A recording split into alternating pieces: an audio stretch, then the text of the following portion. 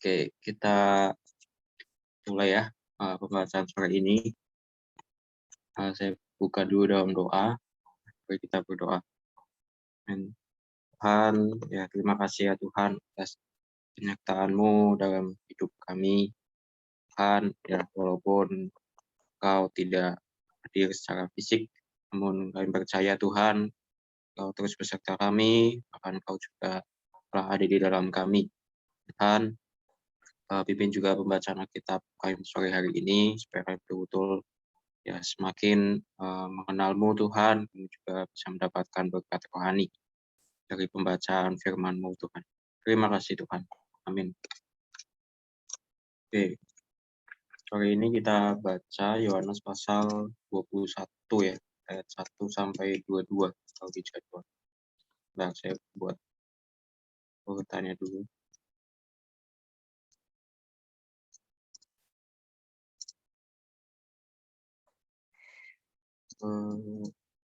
Oke.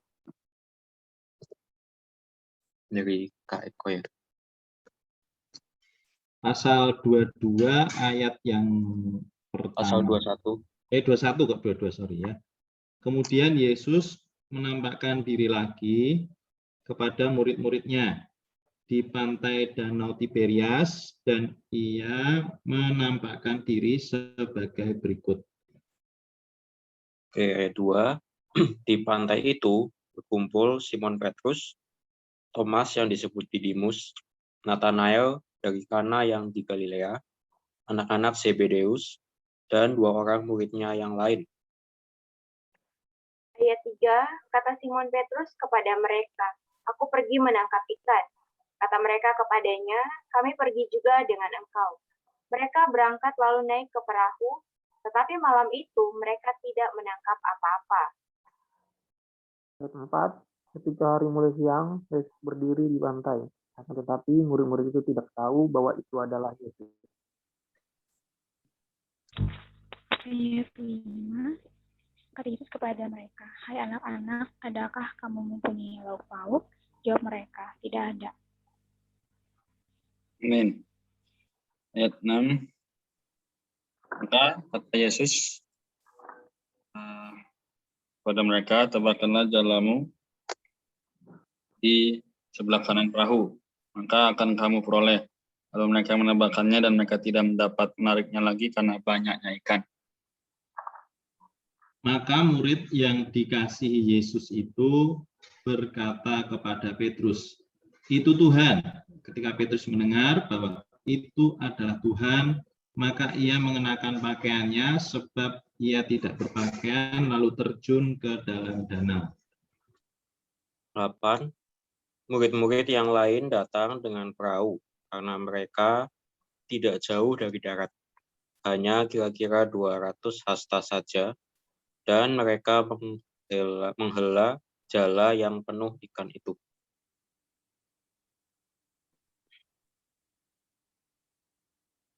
Ayat 9, ketika mereka tiba di darat, mereka melihat api arang dan di atasnya ikan dan roti. Kata Yesus kepada mereka, "Bawalah beberapa ikan yang baru kamu tangkap itu." Ayat 11, Simon Petrus naik ke perahu lalu menghela jala itu ke darat penuh ikan-ikan besar. 153 ekor banyaknya, dan sungguh pun sebanyak itu, jala itu tidak koyak. Amin. Ayat yang ke-12, kata Yesus kepada mereka, "Marilah dan sarapanlah." Tidak ada di antara murid-murid itu yang berani bertanya kepadanya, "Siapakah engkau?" Sebab mereka tahu bahwa ia adalah Tuhan. Yesus maju ke depan, mengambil roti dan memberikannya kepada mereka. Demikian juga ikan itu. Itulah ketiga kalinya Yesus menampakkan diri kepada murid-muridnya sesudah ia bangkit dari antara orang mati. "Gembalakanlah domba-dombaku." Ayat 15, sesudah sarapan, Yesus berkata kepada Simon Petrus, "Simon, anak Yohanes, apakah engkau mengasihi aku lebih daripada mereka ini?" Jawab Petrus kepadanya, Benar Tuhan, Engkau tahu bahwa aku mengasihi Engkau. Kata Yesus kepadanya, gembalakanlah domba-dombaku. Kata Yesus pula kepadanya untuk kedua kalinya, Simon, anak Yohanes, apakah engkau mengasihi aku? Jawab Petrus kepadanya, benar Tuhan, gembalakanlah domba-dombaku. Ayat 17, kata Yesus kepadanya untuk ketiga kalinya, Simon, anak Yohanes, apakah engkau mengasihi aku? Maka sedih hati Petrus karena Yesus berkata untuk ketiga kalinya, apakah engkau mengasihi aku? Dan ia berkata kepadanya, Tuhan, engkau tahu segala sesuatu. Engkau tahu bahwa aku mengasihi engkau. Kata Yesus kepadanya, gembalakanlah domba-dombaku. Amin. Aku berkata kepadamu, sesungguhnya jika engkau masih muda, engkau mengikat pinggangmu sendiri dan engkau berjalan kemana saja kau kehendaki. Tapi jika engkau sudah menjadi tua, engkau akan mengulurkan tanganmu, dan orang lain akan mengikat engkau dan membawa engkau ke tempat yang tidak kau kehendaki. Dan hal itu dikatakannya untuk menyatakan bagaimana Petrus akan mati dan memuliakan Allah. Sesudah mengatakan demikian, ia berkata kepada Petrus, ikutlah aku. Murid yang dikasihi Yesus. Ketika Petrus berpaling, ia melihat bahwa murid yang dikasihi Yesus sedang mengikuti mereka, yaitu murid yang pada waktu mereka sedang makan bersama duduk dekat Yesus, dan yang berkata, Tuhan, siapakah dia yang akan menyerahkan engkau? Ayat 21, ketika Petrus melihat murid itu, ia berkata kepada Yesus, Tuhan, apakah yang akan terjadi dengan dia ini? Jawab Yesus, jikalau aku menghendaki supaya ia tinggal hidup sampai aku datang, itu bukan urusanmu, tapi engkau ikutlah aku. Oke. Ya, pembacaan kita sampai ayat 22 ya. Oke, sebentar.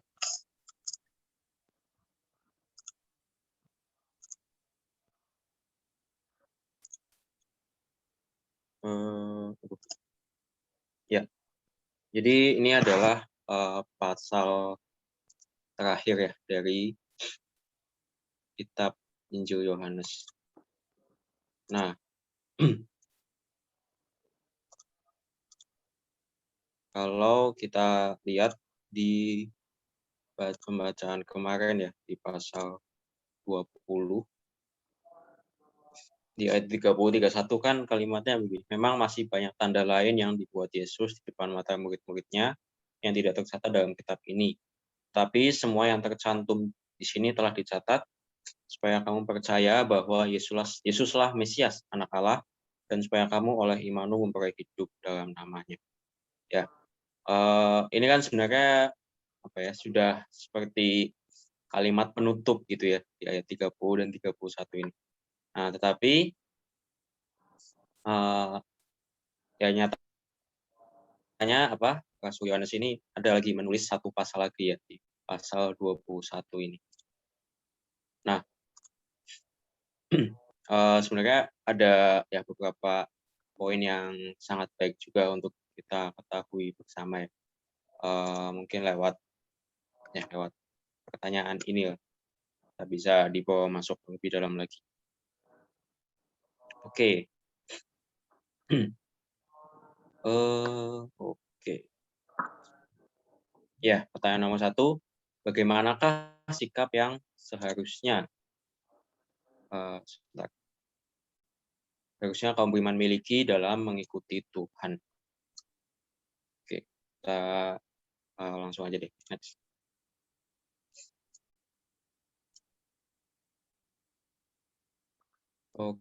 Oke, mungkin bentar, saya ini dulu deh.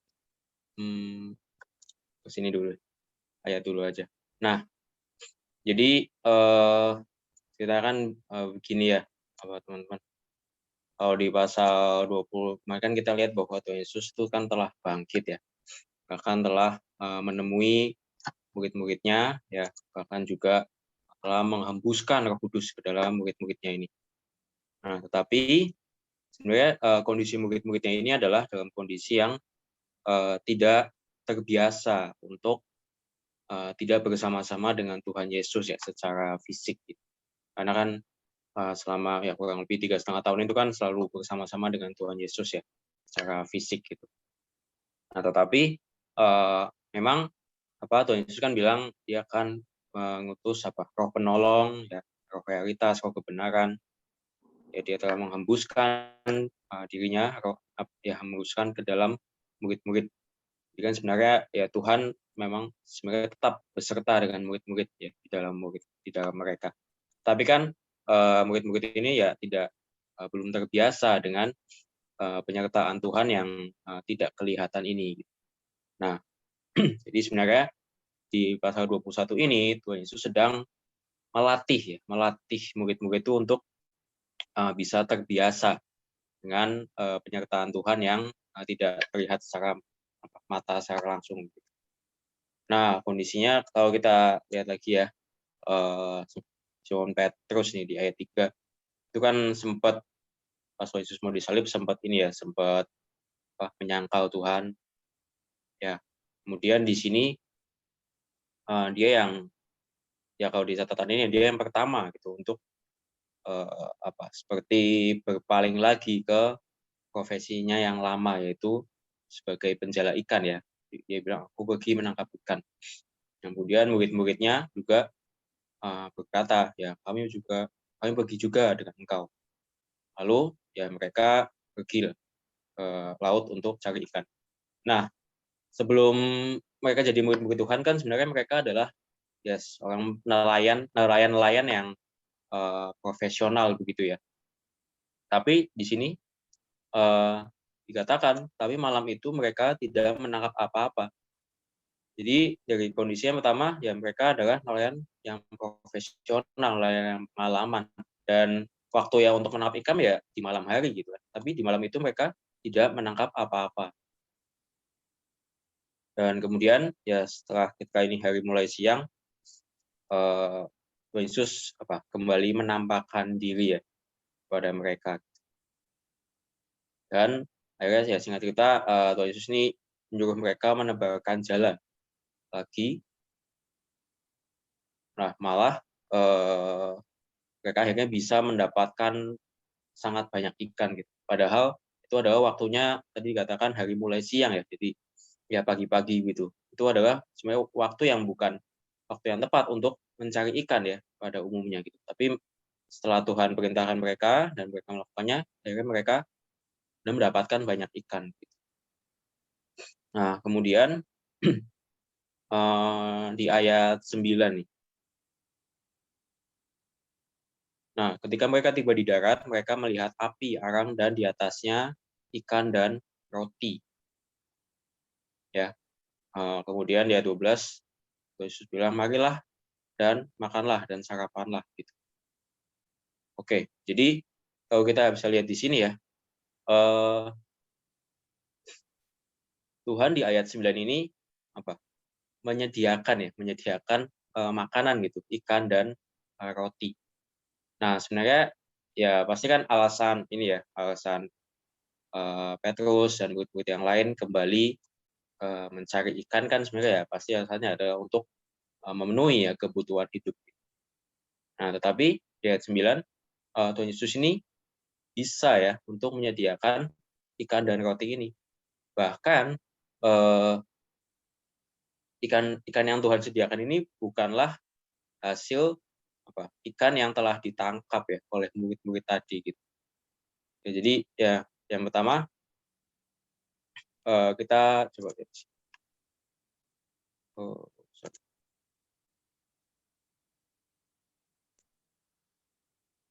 Ya, jadi yang pertama sebenarnya pelajaran yang pertama adalah ya kalau kita melakukan segala sesuatu ya tanpa penyertaan Tuhan, tanpa pimpinan Tuhan ya, walaupun mungkin kelihatannya caranya tepat gitu kan, mereka kan di malam hari, kelihatannya juga mereka berpengalaman, ya, tapi mereka ya, tidak bisa mendapatkan apa-apa. Nah, kemudian perbandingannya adalah saat pagi ya, walaupun kelihatannya pagi itu bukan waktu yang tepat untuk mendapatkan ikan, tapi karena ini mereka menurut perkataan Tuhan untuk menambahkan jalan lagi, akhirnya mereka bisa mendapatkan banyak ikan. Nah, pelajaran kedua adalah tanpa ikan-ikan itu ya, sebenarnya tanpa ikan-ikan itu yang telah didapatkan oleh Tuhan, oleh murid-murid pada waktu pagi, dan Tuhan telah menyediakan ikan juga, bahkan ada roti juga. Nah, ini adalah suatu keajaiban juga ya. Nah, ini nih penting. Lalu ini Tuhan melatih mereka agar menyadari bahwa tanpa pimpinan Tuhan, sekalipun pergi ke laut, tempat yang banyak ikannya, dan pada waktu yang tepat untuk menangkap ikan, mereka tidak mendapatkan apa-apa. Sebaliknya, jika ada pimpinan Tuhan, bahkan di daratan yang tidak ada ikannya, Tuhan bisa memberi mereka ikan. Nah, mereka menangkap ikan banyak ya, namun Tuhan tidak memakai ikan-ikan itu untuk merawat mereka, untuk memberi mereka makan. Nah, ini adalah pelajaran yang real dan sangat penting juga ya bagi Petrus ya, bagi murid-murid lainnya juga. Itu adalah ya hal penghidupan. Itu ya kita juga ya harus percaya kepada Tuhan yang menjadikan sesuatu ada dari yang tidak ada. Jadi ya di pertanyaan satu ini tentu diperlihatkan pentingnya ya pimpinan penyertaan Tuhan dalam ya hal yang kita lakukan, bahkan untuk ya hal yang sehari-hari. Amin. Oke. Nomor 2, saya minta ini dulu nih, coba yang teman-teman ada yang mau jawab nggak? Bagaimana cara Tuhan memulihkan kasih Petrus terhadapnya?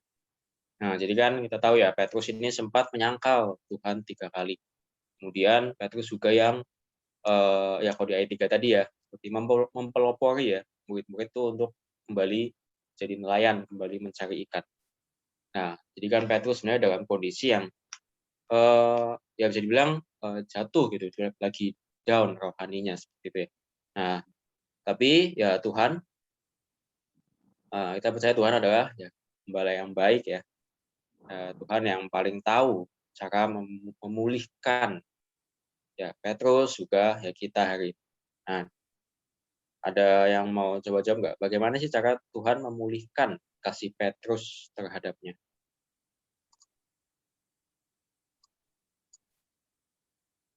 Kalau dari Ricky gimana?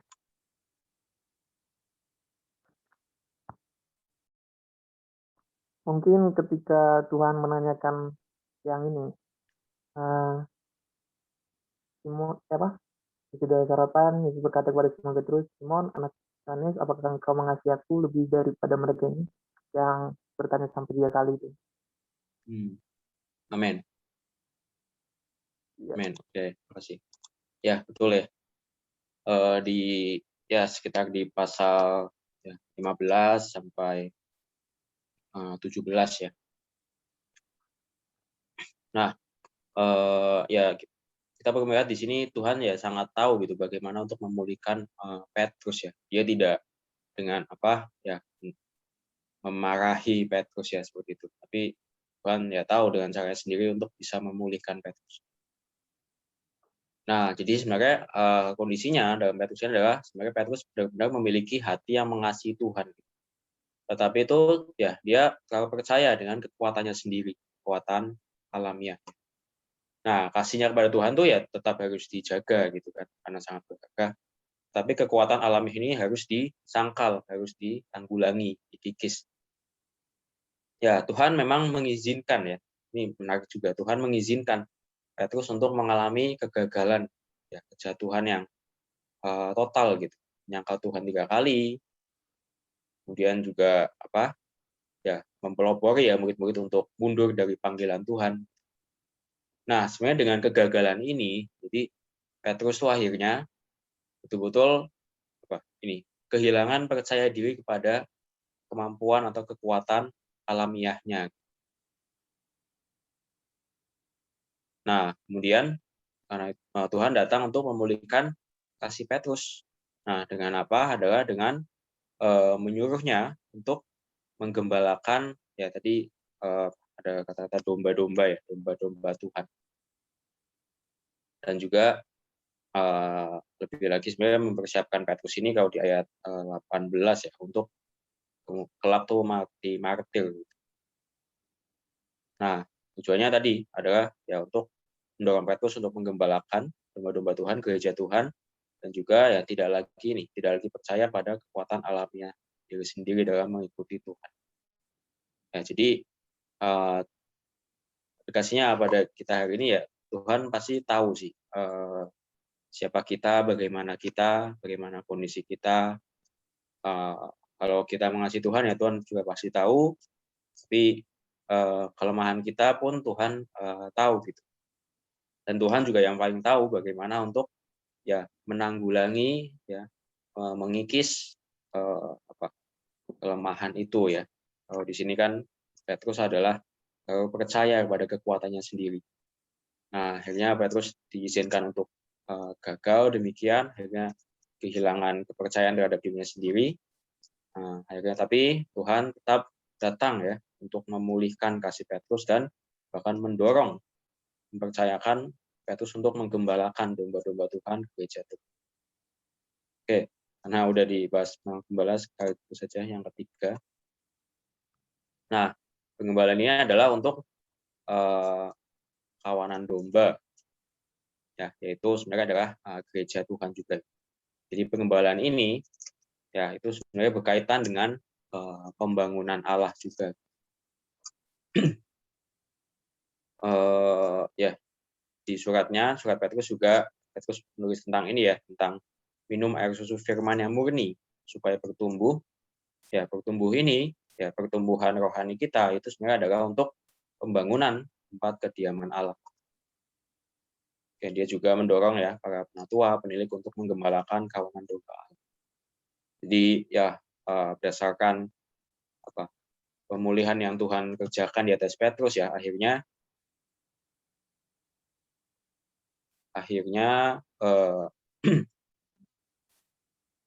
Petrus ini bisa menulis surat Petrus ini ya, menyinggung juga tentang tumbuhan dan penggembalaan ini. Oke, dari saya sekian. Apakah ada pertanyaan atau kakak yang lain mau menambahkan?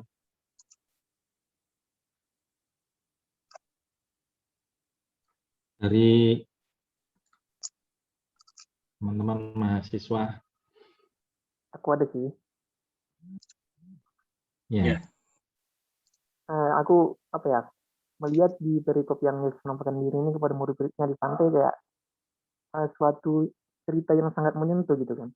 Ketika muridnya datang menangkap ikan dari malam hari sampai siang, tiba-tiba ada nih orang dari pinggir pantai teriak sama mereka yang bilang, anak-anak, adakah kamu punya lauk pauk? Ya di situ kayak yang aku pikir ya, ini murid-muridnya kan dari malam sampai siang udah nggak dapat ikan, pasti ada rasa kesal ya kan. Tiba-tiba ada orang yang manggil, anak-anak, apakah ada lauk pauk? Kayak rasanya kan, siapa nih orangnya? Kami nggak dapat ikan dari malam sampai siang, nanya lauk pauk lagi. Kan kayak gitu ya. Tiba-tiba nyuruh lagi, kata Yesus berkata, sebarkanlah jalamu di sebelah kanan perahu. Nah, tiba-tiba udah nanya lauk pauk, nyuruh lagi sebarkan jalamu. Di situ kayak ada rasa Tuhan itu kayak memperhatikan sekecil apapun yang kita butuhin gitu. Nggak harus yang besar-besar. Tapi yang aku perhatiin di murid-muridnya itu nurut gitu. Nggak ada kayak ngebantai kan. Nah, yang ada lagi kayak setelah mereka mengetahui kalau itu Tuhan Yesus, mereka langsung turun, langsung bergegas ke pantai. Bahkan tadi bilang langsung pakai baju kan. Nah, di sini Tuhan juga menyediakan bagi mereka. Ketika mereka tiba di darat, mereka melihat api arang dan di atasnya ikan dan roti. Yang ku dapat adalah ya Tuhan tahu keperluan lu itu sekecil apapun akan Tuhan sediakan. Amin. Kita itu nurut aja, taat, nurut sama Tuhan, ya Tuhan yang sediain gitu. Itu yang gue dapat dari perikop itu.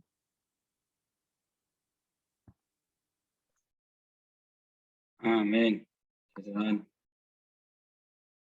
sangat baik apa yang telah Ricky dapatkan. Ada lagi yang lain?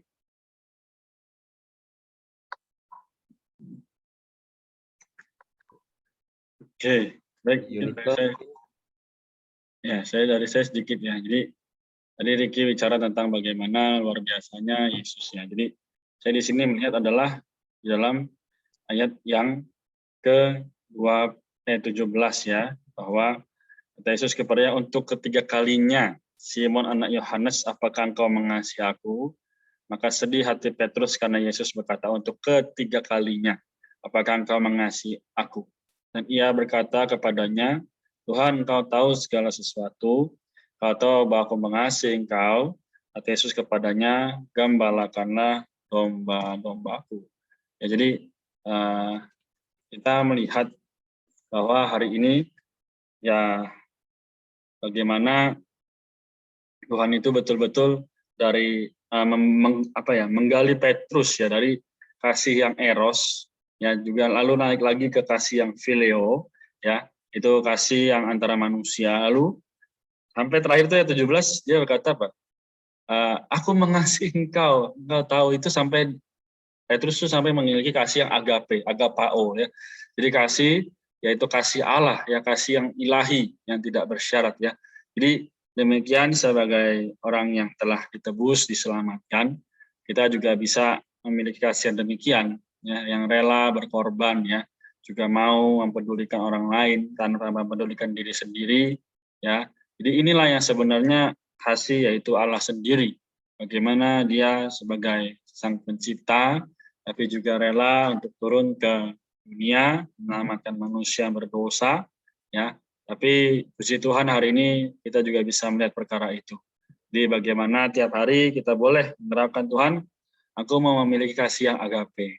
Yang kasih bagaimana yang benar-benar mau diri Tuhan sendiri yang tersalurkan, bukan diri manusia atau diri kita yang tertampak.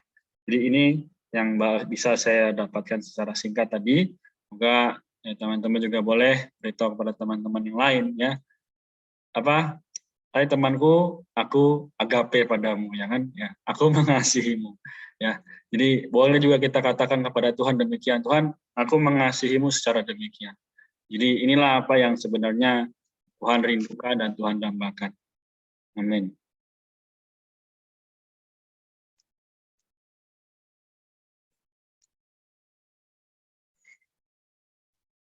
Oke, amin. Ya, saya tambahkan sedikit ya.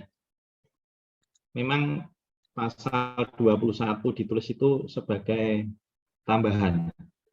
Karena kalau kita membaca itu sebenarnya pasal 20 itu Yohanes sudah boleh ditutup, ya kan? Tadi Kak Yoel sempat menyebutkan ya di ayat 30 dan 31 dari Yohanes pasal 20. Itu dikatakan memang masih banyak tanda lain yang dibuat Yesus ya di depan mata murid-muridnya yang tidak tercatat dalam kitab ini. Tapi semua yang tercantum di sini telah dicatat supaya kamu percaya bahwa Yesuslah Mesias, Anak Allah, dan supaya kamu oleh imanmu memperoleh hidup dalam namanya. Jadi sebenarnya sampai di sini Injil Yohanes sudah bisa ditutup ya. Tetapi di dalam kedaulatan Tuhan ya, Yohanes menambahkan satu catatan pasal 21 itu sebagai ya, saya kalau sebuah buku itu epilog ya. Atau bukan epilog ya, apa itu namanya, catatan tambahan ya. Tetapi sungguh manis ya, catatan tambahan ini sebenarnya adalah kisah bagaimana Tuhan memulihkan Petrus. Ya, Tuhan memulihkan Petrus. Kita melihat Petrus itu mengalami kemunduran. Kenapa dia mundur? Dia ada pengalaman menyangkal Tuhan. Ya, di pasal yang ke-18 itu dia menyangkal Tuhan kan sampai 3 kali. Nah, kemudian dia mundur dengan cara dia mau kembali untuk menempuh profesinya yang semula, yaitu sebagai seorang nelayan. Ya, bahkan dia juga mengajak teman-temannya ya, mengajak murid-muridnya yang lain. Dan kita tahu kisahnya bahwa mereka akhirnya gagal, tidak ada ikan yang berhasil mereka tangkap ya. Nah, kemudian tadi Ricky juga sudah membahas sedikit ya bagaimana Tuhan datang itu dengan cara yang sangat insani. Ya, dia tidak menegur dengan keras ya Petrus. Hei Petrus, kamu ini bagaimana sih malah ngajak teman-temanmu ya rekan-rekanmu ini untuk kembali ke profesi yang semula? Bukankah kamu sudah kupanggil untuk menjadi seorang rasul ya? Kenapa kok kamu kembali menjadi nelayan ya? Tuhan tidak demikian. Sangat menarik, Tuhan bertanya kepada mereka ya. Hai anak-anak, adakah kamu mempunyai lauk pauk ya? Jadi Tuhan memperhatikan keperluan yang mendasar. Keperluan mendasar dari murid-murid ya. Dan keperluan ini ya pertama-tama adalah keperluan yang paling luar, keperluan jasmani. Ya ini kan lauk pauk ini kan perkara apa ya? Ya kehidupan kita sehari-hari lah, makanan ya kan. Kalau manusia tidak makan juga manusia bisa mati juga kan. Nah, Tuhan menanyakan itu, tetapi dengan cara itu Tuhan ingin menunjukkan Dia adalah Allah yang memelihara. Dengan mengatakan perkataan selanjutnya, tebarkanlah jalamu di sebelah kanan.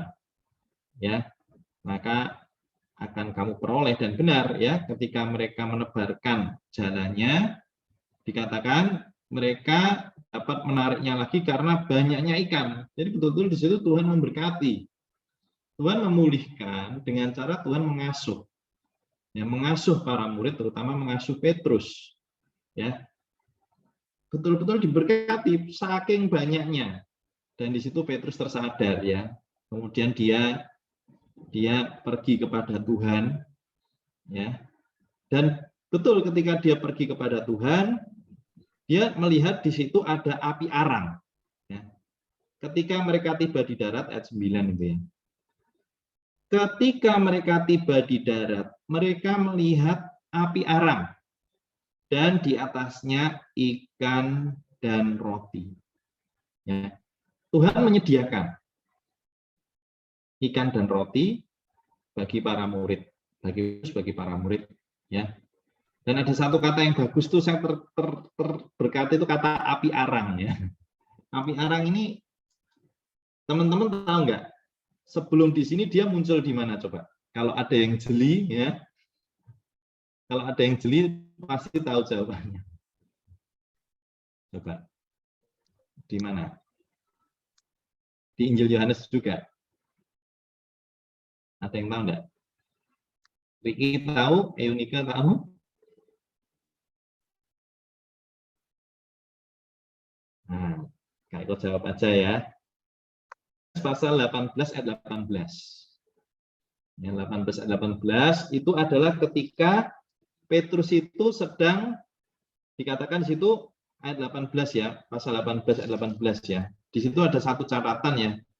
Mengatakan sementara itu hamba-hamba dan penjaga-penjaga bait Allah telah memasang api arang sebab hawa dingin waktu itu, dan mereka berdiri berdiam di situ, juga Petrus berdiam bersama-sama dengan mereka. Jadi waktu itu ketika Tuhan ditangkap, dibawa kepada pengadilan, Petrus itu juga sebenarnya mengikuti Tuhan, tetapi dia mengikuti dari jauh. Di situ ada satu momen di mana dia berdiam ya. Berdiam itu jadi kalau udara dingin, ada orang menyalakan api ya. Di situ ada catatan yang menarik, api arang. Di situ adalah momen ketika Petrus itu menyangkal Tuhan Yesus sampai 3 kali ya. Kalau kita lihat kisahnya ya, di mana di situ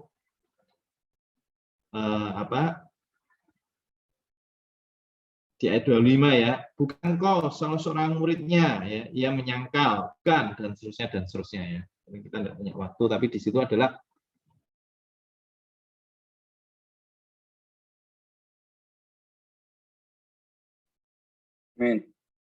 ya, api menandakan momen di mana Petrus menyangkal Tuhan Yesus. Tapi api arang yang berikutnya di pinggir pantai Danau Tiberias itu adalah api arang di mana di atasnya ada ikan dan roti, di mana di situ Tuhan Yesus memulihkan Petrus.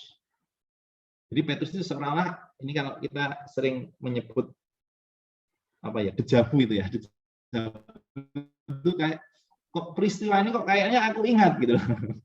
Ya, itu adalah api arang. Dia melihat api arang. Tetapi api arang yang ini adalah api arang yang di mana di atasnya ada suplaian Tuhan. Dan selanjutnya tadi Kak Renat sudah membahas ya. Tuhan Yesus memulihkan Petrus. Apakah engkau mengasihi aku? Ya, gembalakanlah kawanan dombaku. Jadi kita lihat ya, Tuhan kita ini luar biasa ya. Ketika kita jatuh ya, kita kadang-kadang gagal ya di dalam mengikut Tuhan. Kita jangan pernah kecewa dan putus asa. Ya. Tuhan pasti memulihkan. Ya. Tuhan ya memiliki caranya ya tersendiri untuk membawa kita kembali untuk mengasihi Dia. Jadi jangan berhenti untuk mengasihi Tuhan. Dan tanda salah satu bukan tanda sih, amanat ya, ketika Tuhan mengatakan apakah engkau mengasihi aku, kita mungkin berkata, Tuhan aku mengasihi engkau. Tuhan memberi amanat, gembalakanlah ya kawanan dombaku. Artinya apa? Tuhan rindu agar kita juga melayani sama seperti dulu ketika Dia melayani ya.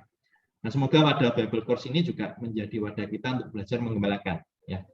Nah, di sini kita saling berkenalan ya, walaupun juga masih online ya kan. Kita boleh loh, jangan cuma kenal Kak Iva, Kak Renat, Kak Yoel, Kak Eko, kenallah teman-teman yang lain. Ketika mereka tidak hadir, ya kita boleh belajar menggembalakan mereka ya. Boleh tanya ya, mungkin di grup ya. Ayo teman-teman yang nggak hadir ya, semangat ya. Tuhan memberkati ya, sampai jumpa nanti malam. Nah, itu salah satu bentuk penggembalaan kita sebenarnya. Menggembalakan itu memperhatikan, kan Tuhan ini juga memperhatikan. Apa kamu lauk ya. Terus kemudian bukan cuma bertanya, walaupun murid-murid sudah punya ikan banyak, ikan itu nggak dipakai sama Tuhan. Tuhan tetap menyediakan, ya nggak tahu Tuhan dapat ikan dan roti dari mana itu. Tapi itu menandakan sumbernya adalah Tuhan. Ya, ketika kita memperhatikan teman-teman kita ya, ayo yang sedang kuliah, sedang mengerjakan tugas, ya semangat, ya jangan lupa yang belum bisa hadir baca Alkitab, boleh baca Alkitab pribadi ya. Kadang-kadang yang banyak mengingatkan kan mungkin Kak Renat atau Kak Yoel atau Kak Iva. Nah ini teman-teman di sini, ini kebetulan cuma dua ya, Nika sama Ricky ya, boleh ambil bagian di sini, belajar menggembalakan. Kenapa kita menggembalakan? Karena kita menyadari Tuhan juga telah menggembalakan kita. Itu aja.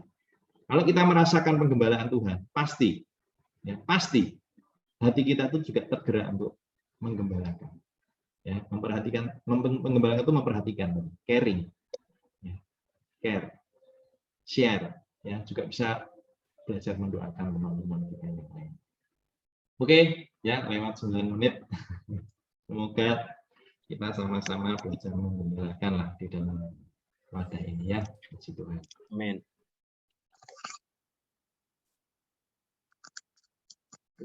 Oke, boleh minta tolong Yunike buat doa menutup. Boleh, Kak. Suara saya terdengar, Kak? Iya, terdengar. Baik, mari kita bersatu dalam doa. Selamat malam ya Bapak, selamat malam Tuhan Yesus, selamat malam Roh Kudus. Terima kasih Tuhan atas berkat-Mu pada hari ini. Terima kasih atas nafas kehidupan yang masih Engkau berikan kepada kami hingga saat ini ya Tuhan. Dan juga terima kasih atas kesempatan pada malam hari ini di mana kami masih dapat berkumpul untuk melakukan pembacaan firman Tuhan dan sharing firman Tuhan ya Bapak. Dan juga Tuhan, biarlah apa yang telah kami terima, asupan firman Tuhan telah kami terima Tuhan, biarlah dapat berguna bagi kami Tuhan, tidak berlalu dengan sia-sia ya Bapak, dan juga kami bisa menerapkan dalam kehidupan kami hari lepas hari ya Bapak. Dan juga Tuhan Yesus, kami juga berdoa untuk teman-teman kami yang belum bisa hadir saat ini Tuhan, mungkin karena tugas-tugas dan segala hal yang dikerjakan saat ini Tuhan, Tuhan tolong sertai dan lindungi mereka ya Bapak. Dan juga Tuhan, kami juga mau berdoa untuk teman-teman kami yang saat ini tidak bisa hadir karena mungkin sedang mengalami kelemahan tubuh Tuhan. Tuhan tolong jamah dan sembuhkan, biru-birunya Tuhan dapat menyembuhkan keselamatan mereka ya Bapak. Dan juga Tuhan, kami berdoa untuk kami yang ada di sini Tuhan, tolong sertai kami, tolong pimpin kami juga Tuhan dalam segala hal yang kami kerjakan saat ini ya Bapak. Dan juga Tuhan, ampunilah atas segala dosa dan kesalahan kami ya Bapak. Terima kasih banyak ya Tuhan Yesus. Haleluya. Amin. Oke, terima kasih. Ya, kita ambil gambar ya. Bisa buka kamera.